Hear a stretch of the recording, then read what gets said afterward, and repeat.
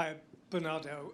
Last season, when you won everything, people said it's historic. It had only ever been done once before in English football, but yet here you are with the possibility of doing the same again. Are you at all surprised that this group has put itself in a position to do something that clearly has never been done before? Well, not surprised, no, because this group has proved throughout the years that we're capable of getting to the final month of the season, fighting for all the competitions, and now it's where everything, all the tough things start, because it's not easy. It's not easy, obviously.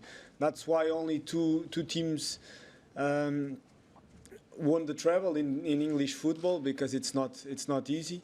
But we're very happy to be in a position where we can fight for all of them, knowing that it's not easy. Our opponents are really, really good, but we're there. So we're really happy to be in this position, and it's another big challenge for us. Yeah. Sorry. Where do we go to? Ben? Hi, Bernardo. I just wonder, off the back of the weekend, with the way the results went, you played first, you won convincingly, you've then seen Liverpool and Arsenal drop points in the title race. Does it really feel now like that treble, that league title particularly, is right in your hands, and that this is a team that doesn't give that up very often, does it? Well, it was obviously a very good weekend for us. We're not going to deny that, because personally I wasn't expecting both teams to drop points. And before, we didn't depend on ourselves, so we had to do our job and wait for them to drop points. And now the situation changed a bit, because we just depend on ourselves. If we do our job properly, we win the Premier League. So yeah, happy with the results in the weekend, not going to deny that. But long way to go. So 2 weeks ago, when we played Arsenal, everything looked like it was gone, and now everything looks like Man City is going to win the Premier League. Maybe in 2 weeks everything will change again. So football, that's why football is so beautiful, because things change so quick, and you need to be really focused game by game. It's not right to start thinking about travels and all these kind of things, because it's not realistic. It's game by game. We have Madrid tomorrow. Then on the weekend we have another tough game against Chelsea in the FA Cup. Then we have the Premier League, and in 1 week we could lose all 3 competitions as well. So we need to be really focused game by game to do our job well, and to extend this hope for 1 more week, maybe 1 more, and then eventually we'll do it again. Oh. Hi, Bernardo. You obviously beat Real Madrid 4-0 here last season. It was the best performance of the season. How much of that match have you watched back, and how much confidence does that give you, knowing that you could do that to them? Well, I'm going to be honest, I didn't watch the game back. So I only have the feeling of what we did on the pitch on that day. Two different seasons. It never happens. The same game in football, it never happens again. So I feel Madrid is stronger this season than they were last season. That was my feeling when we played them at the Bernabeu, and for sure they'll want a bit of revenge for that result as well. So it's gonna definitely be a very different game tomorrow.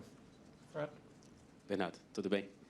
I would like to ask you about Kroos and Modric, 2 of potentially the best midfielders that we've ever seen or lately in football. I would like to ask if there are inspirations for you. What do you take from their game, and what do you think about them nowadays? Definitely role models and the inspiration for me personally, because they play more or less in a position where I can play. And the consistency, you see, it's not just one or 2 seasons. They've been doing this for 15 years. Modric even longer, because he's a bit older than Toni Kroos. And after everything they achieved, they keep going, and they're just such an example for all the kids that are starting to play football, to see the way they behave on the pitch. And how important and how collective. They don't think about themselves, they think about the team and the way they play, all the decisions they make, it's all about the team. And that's a big example for everyone that plays the game, and I think it's the way the game should be played. Bernardo, just going back to the Real game at home last year, it felt like Valverde said over the summer that it was the most difficult stadium he's ever played in, and mentioned the way that you played, but also the supporters. Are you able to just look back on the night as a whole and how you felt between yourselves and the fans and what that did for you? Well, yeah, we had that feeling, and we still have the feeling that at home we're very strong with our people, and it just felt after what happened the season before, when we were knocked out by Madrid at the Bernabeu, the way that happened, we wanted to put things right in a way for us, and that performance was also a bit of an apology to our fans in a way for what happened the season before, because we knew that we owe them another chance to win the competition, and we finally did it. And yeah, now this season it's a different game for sure. Different teams, they had their signings, we had our signings and players that left. Different forms, so let's see what's going to happen tomorrow. But we're very confident because we play at home, knowing that we play against the kings of the competition. So we have a lot of respect for Madrid, and we know how tough it's going to be. Hi Bernardo, I just wanted to ask about Kevin De Bruyne. How did his absence affect your performance in the first leg, and how important is it that he's back for the second leg, and how will that change the way you play? Well, when Kevin is present, everything is different, because he's one of the best players of our generation. So we're not going to deny that we're better without Kevin than with Kevin. So definitely a big boost for the team to have him back. And yeah, hopefully he's on a good day, because when he's on a good day, it's difficult to stop him. Go here, please, Sam. Hi Bernardo, when you look at the season as a whole and go back to October, November, December, when you were playing well but conceding a lot of goals, not getting the results, but obviously now you've not lost since December, now started scoring a lot of goals, the mentality of Madrid last week to come back from setbacks, how do you explain the kind of ups and downs of this season? Has it been like a tactical development, is it attitude, mental? Well, there's always an explanation, of course, but I think it's a mix of very different things. From a team that won the treble to come back, it's on a little bit of a hangover from winning the treble, and to have that hunger again, to go again every 3 days, it's not easy. Also, it was a mix of having a lot of players injured in that time, of having new players arriving to the team and big players that left. So our captain from last season, for example, Gundogan or Riyad Mahrez, people left, so new players had to adapt, and it's not easy to adapt to a new club. And then I remember it was a time where we had a lot of defenders injured, and we had also Rodri suspended, which no one can deny is a very important player for us. Kevin De Bruyne with a long injury. So everything put together, sometimes the team is not perfect. And what our feeling inside the team, and what we agreed and we really wanted to do, was to fight as much as we could, to give ourselves a chance at the end of the season to still fight for all the competitions. Not be 20 points ahead of Arsenal and Liverpool, but to be there with them to fight.